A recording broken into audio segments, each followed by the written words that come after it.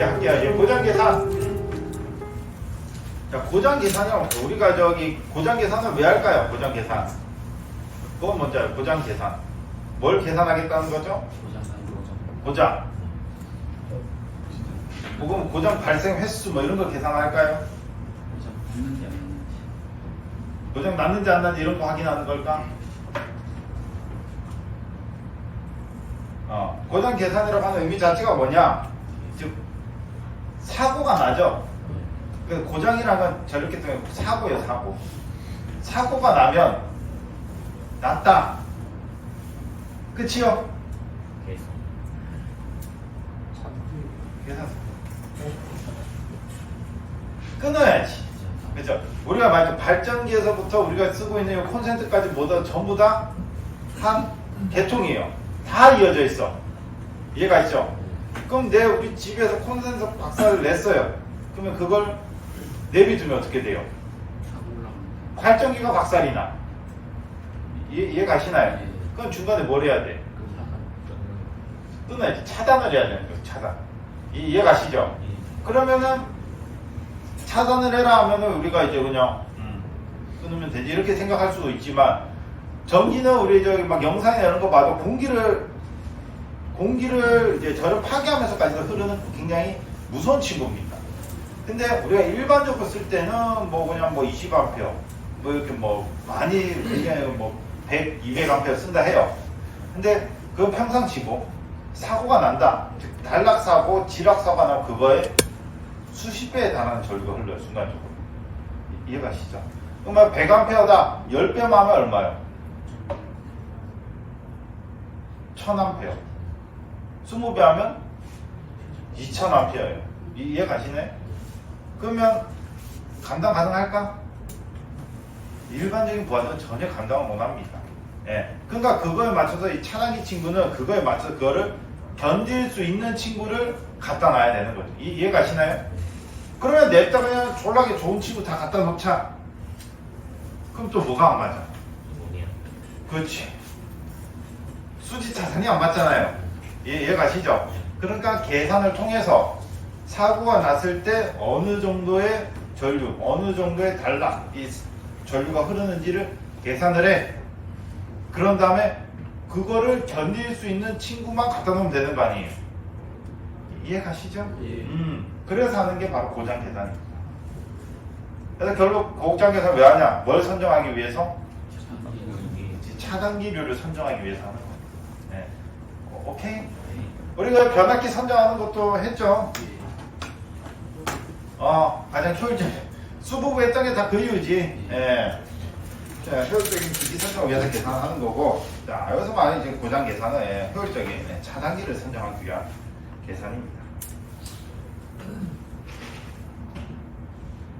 자, 됐죠? 그래서 뭐 차단기의 용량 결정, 고계전기의 정정, 통신선 유도장의 감소인데 이제 주된 목적은 차단기 용량을 선정하는 거죠. 자, 우리가 이제 전력계통에서 말하는 그 사고, 고장이라고 하는 거는 세 가지가 있어요. 세 가지. 예.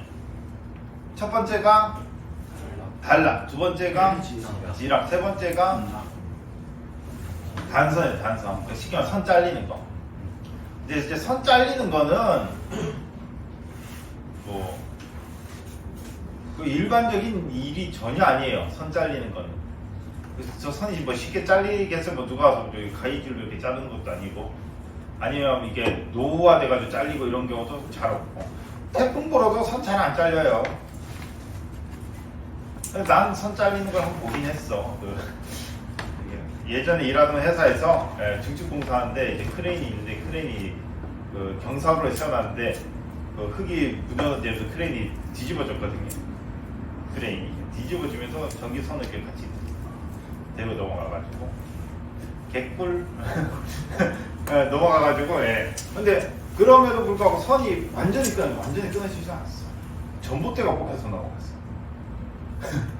선이 그만큼 좀 질겨요. 잘 안 끊어져요. 그래서 단선 사고는 뭐 여러분들 그러니까 저압 선 자르지 이거 말고 저압에서 그냥 선 자르면 그냥 자른 거지 뭐. 그건 단선 사고가 아닙니다. 요즘 말하는 사고는 진짜로 송전선이 선 잘리는 거. 그걸 의미하는. 그래서 단선 사고는 뭐 잘 안 나겠죠? 여러분 생각에. 그래서 뭐 포함이 안 되고요.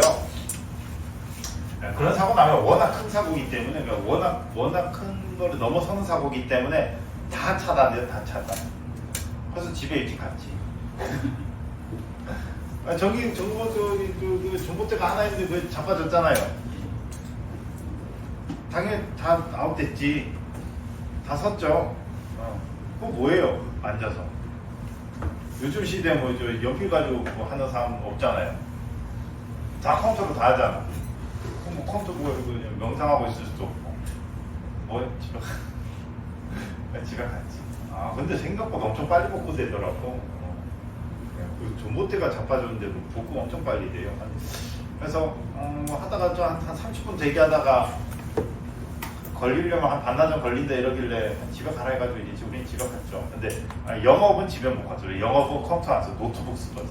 걔는 일하는 걸 가요. 걔는 노트북 쓰니까 니네들은 상관없잖아.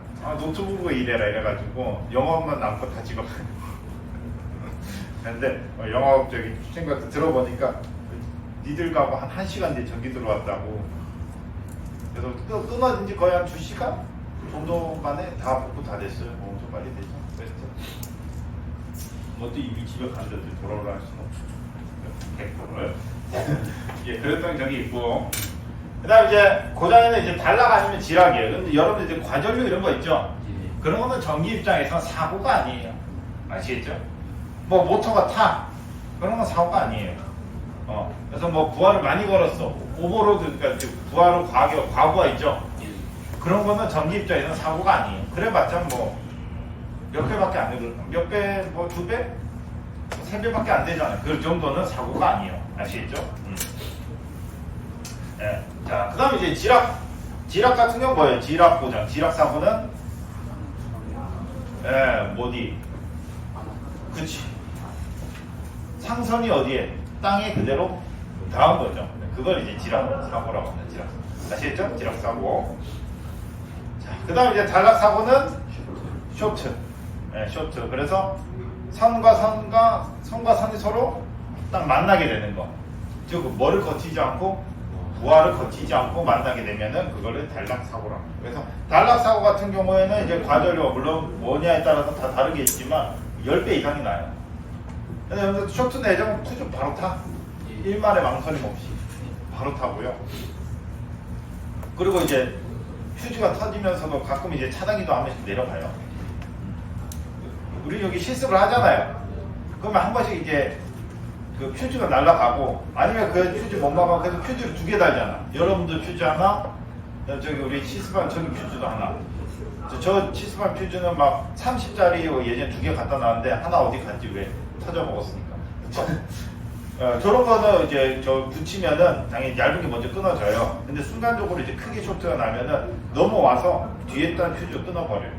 그래서 30 터집니다. 30 터지면 꽤 커요. 소리가. 번쩍하고.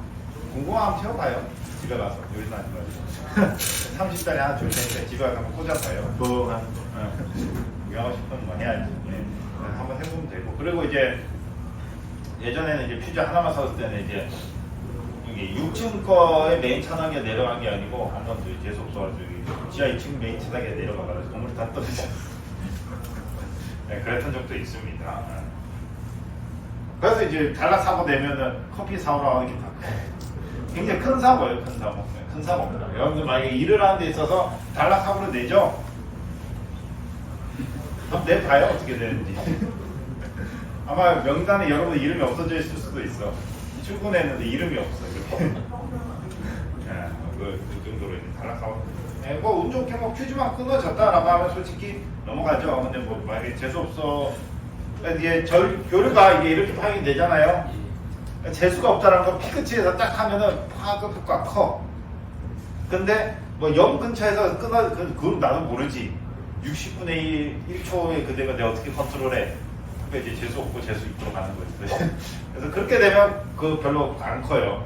그래서 아다리 안 맞으면 이제 차단까지 빵 바로 내려가요. 순간에 바로. 그렇죠? 그럼 뭐 알아서 잘 해보시고. 그래서 단락 사고는 굉장히 위험한 사고고. 자, 그래서 총 이렇게 3가지가 있는데 그 중에 우리가 단락 고장 아니면 지락 고장 요거 두 개를 본다. 그러면 우리가 차단기를 선정하는데 단락사고가 커요? 지락사고가 커요? 방금 설명했다시피 단락사고가 훨씬 커요. 왜? 지락은 땅이라는 게 있죠. 땅이 뭐 저항이 있죠. 이해가시죠? 그러다 보니까 좀 그렇게 크진 않는데 지락 단락 보양 같은 경우에는 굉장히 크기 때문에 그 차단기 용량은 뭘 기준으로? 단락 고장을 기준으로 선정을 합니다. 아시겠죠? 그럼 뭐 어차피 지락은 알아서 그 안에 포함이 되잖아요. 자, 그럼 이제 단락 고장을 하는 방법은 뭐냐? 대표는 많이 쓰는 게 퍼센트 임피던스법입니다. 퍼센트 임피던스법. 퍼센트 임피던스법이고요. 뭐 그다음 뭐 대칭자폭적 피우법 원법 뭐 있는데 여러분들 뭐 저기 뭐 연구 쪽에는 이제 전력 계통 뭐 해석하고 이런 쪽 가면 그쪽은 이제 피우법을 많이 쓰고요. 근데 얘나 같은 겁니다. 같은 건데 같은 건데 실제 이제 일한다 하면은 이제 여기 퍼센트 임피던스법을 더 쓸 거고 그리고 저기 공부 쪽이나 이렇게 이런 연구를 한다면 거기는 이제 피우법을 안 쓰고 여튼 그렇고요. 자, 그 다음 이제 지락고장 같은 경우는 이제 대칭작표법. 여러분들 회로선 때 배웠죠? 예. 그겁니다. 그래서 대칭작표법 뭐뭐뭐가 있죠? 영상, 정상, 역상 이렇게 있죠? 그거 가지고 지락고장을 해석을 한다. 아시겠죠? 예. 자, 그럼 이제 퍼센트. 근데 이제 그 전에 말씀드리자면 이제 대칭작표법 같은 경우에는 잘 안 나와. 전력공학에서 문제로. 왜? 그것도 내야 되니까. 그것도 내야 될 거 아니에요. 여기서 잘 안 나옵니다. 대신에 이제 뭐 퍼센트 임피던스법이 잘 나옵니다. 자, 퍼센트 임피던스법이 뭐냐? 자, 여러분 퍼센트 임피던스법 들어보신 분?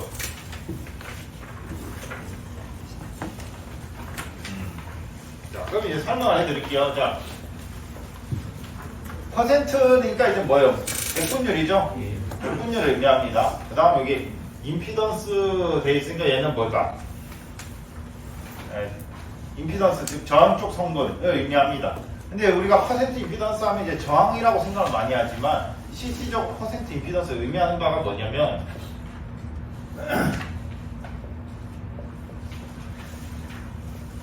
이게 뭘까 이게? 얘는 뭐죠? 보이니까? VR로 해드릴까? 이제 여러분들 아는 정격 전압. 배전격 중에서 이제 공칭 전압. 여튼, 수전단 전압, 여러분들 쓰는 소비자 전압, 전격 전압. 요게 해당이 됩니다. 이해가시죠? 그 다음, 전류 곱하기 임피던스 돼 있죠? 여기서 말하는 임피던스가 뭐냐?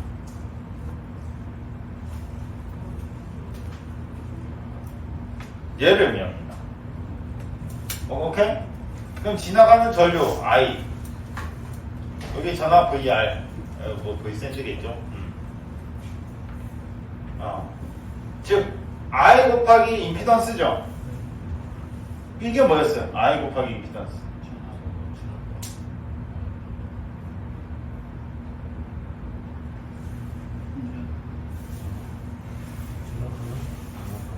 전압 강화. 서울로에서 발생하는 전압 강화였죠? 기억나요? 그걸 이제 임피던스 쪽에서 알코사인 세타 플러스 엑사인 세타 이렇게 한 거고 요거는 임피던스를 해서 그냥 임피던스 개념으로 합친 거고 피상 개념으로 합친 거고 이해가시죠? 그래서 I 곱하기 임피던스 이게 뭐냐? 이게 전압 강화예요. 전압 강화. 오케이? 네, 그래서 퍼센트 임피던스는 뭐냐? 전격 전압 대비 얼만큼의 전압 강화가 일어나는, 즉 전압 강화에 비해요. 이해가시나요? 우리 앞에서 이제 전압 강화에 비, 전압 강화율이라는 거 했죠? 걔랑 다를 게 없어요. 같은 친구예요, 같은 친구. 근데 다만 뭐 사용하는 곳이 달라요. 얘가 그냥 사용하는 곳이 달라. 즉 전압 강화율은 처음 듣는 얘기인가요? 처음부터 얘기할 수는 있어요. 아마 이미 공부하신 분 같은 경우 이게 왜 같은지를 의문을 가지겠지만, 예, 같은 의미예요. 다만 사용하는 데가 달라. 우리 앞에서 배웠던 이 전압 강화율은 어디서 사용하는 거? 선로에서 많이 사용하는 거. 얘는 근데 선로에서 사용하죠. 그럼 선로에서 사용하면 전압 강화율을 하면 얼마보다 얼마 몇 퍼센트 떨어졌다 이거밖에 안 돼요. 근데 이 퍼센트 임피던스법을 쓰면은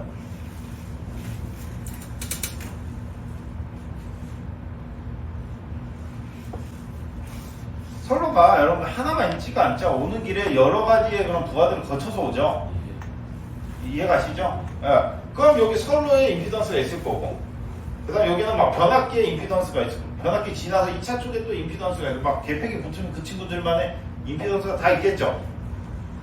이해가시나요? 예. 그러면 그거를 우리가 맨날 다 깔아놓고 할 수는 없어. 지금 뭐예요? 이미 깔기 전에 계산을 해서 얼마 거를 사자 이걸로 하고 있기 때문에, 그러면 이 친구들만의 고유한 이 퍼센트 기기마다 자기의 그런 고유 임피던스가 다 있단 말이에요. 제작할 때. 이해 가시나요? 그래서 이런 변압기다 라고 하면 그 제조사에서 이미 이 친구의 퍼센트 임피던스는 뭐 4%다 라고 이미 줘요.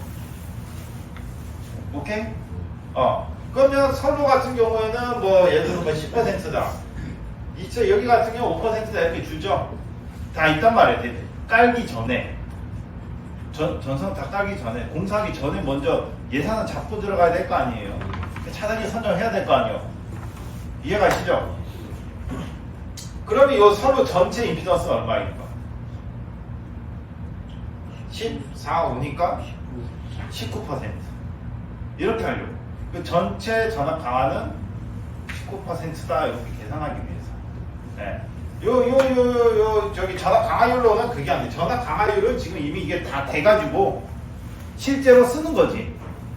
실제로 쓸 때 19%까지 전압 강화가 일어나는지 그걸 보는 거. 그런데 그리고 전압 강화율은 저기 선로에서만 씁니다. 선로에서만. 오는 기기 이런 거 거치지 않고. 그래서 퍼센트 임피던스다라고 하면 이제 여러분이 기억해 줘야 될 건 뭐냐? 뭐다? 전압 강화의 비다. 요거를 꼭 기억을 해주세요. 아시겠죠? 적어놔요. 실기 넘어가서도 여러분들 그게 진짜 중요합니다.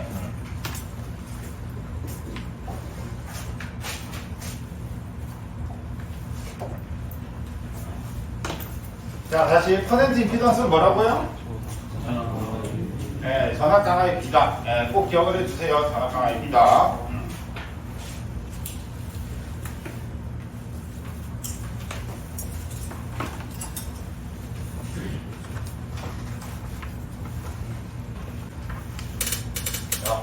퍼센트 임피던스는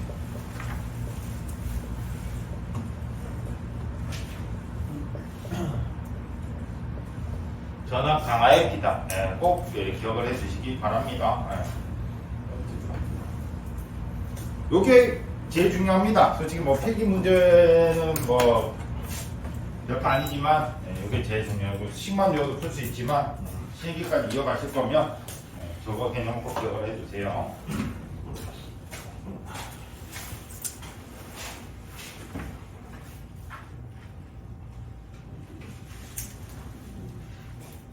됐나요? 그럼 이제 그 다음 이어서 할게요.